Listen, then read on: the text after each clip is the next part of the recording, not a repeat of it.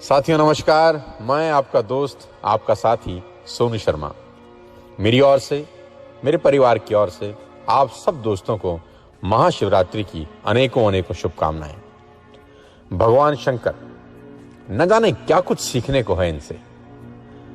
अगर आप भगवान शंकर के चरित्र का, भगवान शंकर के व्यक्तित्व का आकलन करें तो आप ऐसी ऐसी चीजें उनसे सीख सकते हैं जो आपको कहीं और सीखने को नहीं मिलेंगी। हालांकि मेरी इतनी बुद्धि नहीं, इतनी बिसात नहीं कि मैं शंकर भगवान के चरित्र और व्यक्तित्व का आकलन कर सकूं, लेकिन जितनी भी छोटी बुद्धि है उसमें अगर प्रयास करूं तो इतना कुछ सीखने को है दोस्तों कि आज हम एक कला भगवान शंकर के व्यक्तित्व और चरित्र से सीख सकते हैं। और वो कला अगर हम सीख गए तो हमारे जीवन में बहुत बहुत बहुत समृद्धि आ सकती है। और वो कला का मैं नाम देता हूं सबको साथ लेकर चलने की कला। जी हां दोस्तों, आज महाशिवरात्रि के महान पर्व पर अगर आप और मैं ये कला भगवान शंकर से सीख सकें तो जीवन बहुत खुशहाल और बहुत जबरदस्त हो सकता है। सबको साथ लेकर चलने की कला। जी हां, हमारे इर्द गिर्द, आस पड़ोस में आपको भिन्न भिन्न प्रकार के लोग मिलेंगे। आपके बिजनेस में, आपकी जॉब में, आपके रोजगार में आपको हर तरह के लोगों से आपका आमना सामना होता है। किसी से दृष्टिकोण नहीं मिलता, कोई आपके बराबर मेहनत नहीं कर पाता, किसी से विचार मैच नहीं करते, कोई आपके लेवल का नहीं होता। हर तरह के लोगों से आपका आमना सामना रोज होता है। हर व्यक्ति आपकी वेवलेंथ का नहीं होता। तो इस सूरत में टकराव की स्थिति बनना स्वाभाविक है। तो कैसे इन सब लोगों को साथ लेकर चला जा सके, ये सीख सकते हैं आप और मैं आज इस महान पर्व पे भगवान शंकर से। साथियों, अगर आप भगवान शंकर के व्यक्तित्व का आकलन करें, ऊपर से नीचे तक आपने देखा होगा, ना जाने कितनी ही दफा तस्वीरों में, मूर्तियों में, अलग अलग जगह जहां पर आपने भगवान शंकर के दर्शन किए होंगे। लेकिन आज जिस तरीके से मैं भगवान शंकर के चरित्र का कुछ अपनी छोटी बुद्धि द्वारा आकलन करना चाहता हूं, अगर आप उसको देखें और समझें तो भगवान शंकर ऐसी विचित्रताएं अपने आप में समेटे हैं जो किसी दूसरे देवगण के लिए असंभव सा लगता है। इसीलिए वो महादेव हैं। अगर आप ऊपर से देखना शुरू करें भगवान शंकर को तो आप पाएंगे कि भगवान शंकर की जटाओं में मां गंगा का निवास है। जी हां, भगवान शंकर की जटाओं में गंगा का निवास है, यानी जल। और अगर आप भगवान शंकर के मस्तिष्क पर रोशनी डालें तो आपको दिखाई देगी तीसरी आंख, जिसके खुलते ही ज्वाला निकलती है। जी हां, जल और ज्वाला साथ साथ, जो कि असंभव है। या तो जल होगा या ज्वाला, लेकिन भगवान शंकर जो ना करें सो थोड़ा।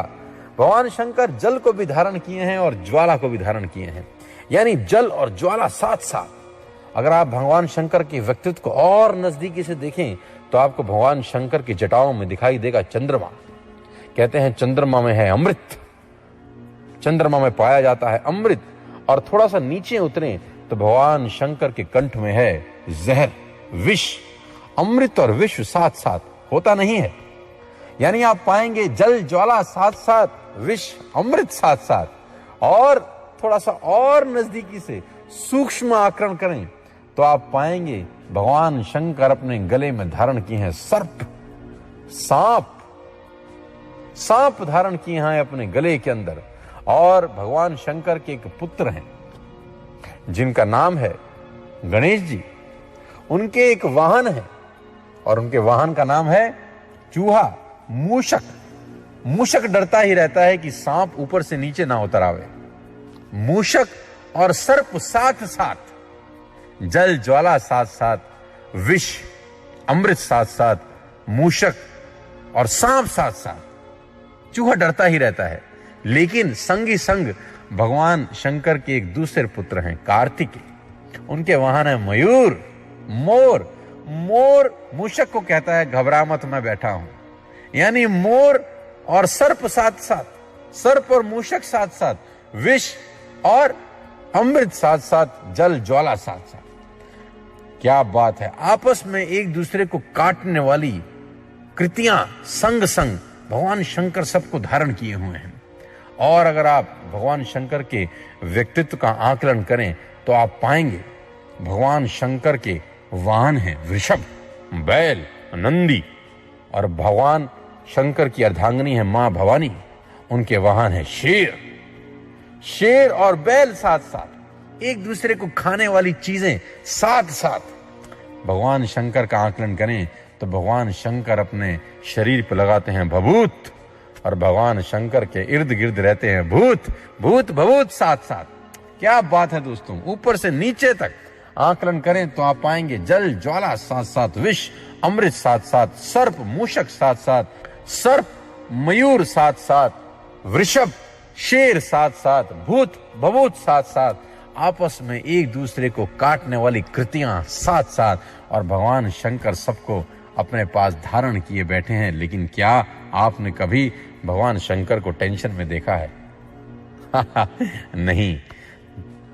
जब भगवान शंकर इन सब चीजों को अपने साथ लेकर चल सकते हैं तो हम भी अपने इर्द गिर्द के अलग अलग दृष्टिकोण के लोगों को साथ ले लेकर जरूर चल सकते हैं। आज महाशिवरात्रि के महान पर्व पर आप और मैं एक संकल्प लें कि हमको सबको साथ लेकर चलना है। दोस्तों, ये जिंदगी अकेले चलेगी नहीं। छोटी मोटी लड़ाइयां आप अकेले जीत सकते हैं, लेकिन युद्ध जीतने के लिए आपको सेना का जरूरत होता है, यानी सबके साथ का परम जरूरत है। मेरी तरफ से एक बार फिर से आपको महाशिवरात्रि की अनेकों अनेकों शुभकामनाएं। भगवान शंकर हमारे आपके जीवन में मंगल प्रदान करें, ऐसी दुआ करता हूं। फिर आपसे मुलाकात करूंगा। बहुत बहुत धन्यवाद।